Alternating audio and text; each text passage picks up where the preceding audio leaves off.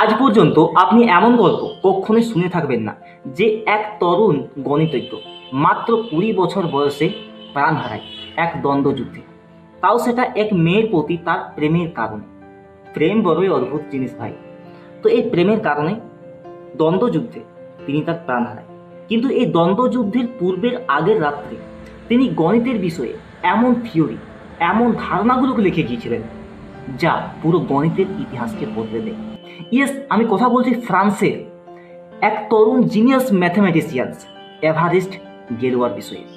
তিনি ফ্রান্সের প্যারিসের কাছে 1811 সালের 25শে অক্টোবর জন্মগ্রহণ করেন এবং 1832 সালের 31শে মে মারা যান। তার মৃত্যু আগের রাতের সেই নোটসের মধ্যে আমরা পাই group theory, theory of equations, field theory, root symmetry, এই যে আজকের cryptography, machine learning, quantum physics, algebra, এই সমস্ত কিছুর ভিত্তি হলো গ্রুপ থিওরি। তাহলে ভাবুন, সেই তরুণ গণিতজ্ঞ যার বয়স 20 বছর এবং মৃত্যুর আগের রাতে সে এই বিষয়গুলোকে লিখে গিয়েছিলেন। মানে আমাদের মস্তিষ্কের মধ্যে তো মাথার মধ্যে কোশ্চেন আসে যে সে এই বিষয়গুলোকে কিভাবে লিখতে পারলেন। উত্তর হচ্ছে, যখন মস্তিষ্কের উপর জোর চাপ দেওয়া হয় যে এই কাজটা এখন নয়তো কখন হবে, তখনই কিন্তু সেই কাজগুলো হয় যা কখনো হয় না। তাহলে আপনি যে কাজটা করতে চাইছেন সেই কাজটার উপরে জোর দিন যে এটাকে আমাকে আজই করতে হবে, দেখবে সেটা আজই হচ্ছে। তার আপনি টাইম পিরিয়ড যতটা করবেন না, সেই টাইম পিরিয়ডের মধ্যে সেই কাজটা হবে। কিন্তু টাইম পিরিয়ড বাড়ালে সেই কাজটাও কিন্তু কম সময় হতো, কিন্তু সেটাও দেখবে সময়টা একটা লম্বা হচ্ছে। কিন্তু সেই লম্বা সময় কি আপনিও ছোট করতে পারবেন? সে জানতো যে আমি পরের দিন যুদ্ধে যাচ্ছি, এক ডুয়েলে যাচ্ছি, এতে আমার বাঁচার আশা খুবই কম, মানে আমি মারাও যেতে পারি।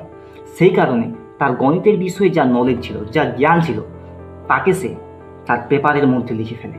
এবং তার মৃত্যুর পরে যখন সেই পেপার পুরো দুনিয়ার সামনে প্রকাশ হয়, তখন 1832 সাল সময়ের এটা সব থেকে অ্যাডভান্স অ্যালজেব্রার জ্ঞান ছিল।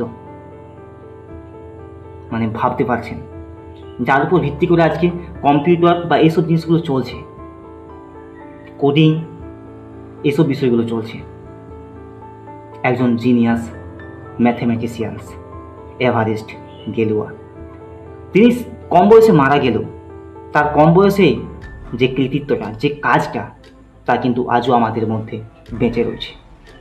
তো ভিডিওটা ভালো লাগলে অবশ্যই কিন্তু লাইক করুন, কমেন্ট করুন, এবং এই বিষয়ে আপনার কি মন্তব্য তা অবশ্যই কমেন্ট করে জানান। আর চ্যানেল নতুন হলে অবশ্যই চ্যানেলে নতুন হবে তো চ্যানেলটাকে সাবস্ক্রাইব করুন, যাতে পরবর্তী ভিডিওগুলি আপনি মিস না করেন এবং আমি যাতে ভিডিও বানানোর জন্য উৎসাহ পাই। সেই কারণে চ্যানেলটাকে সাবস্ক্রাইব অবশ্যই করুন। তো থ্যাঙ্কস ফর ওয়াচিং।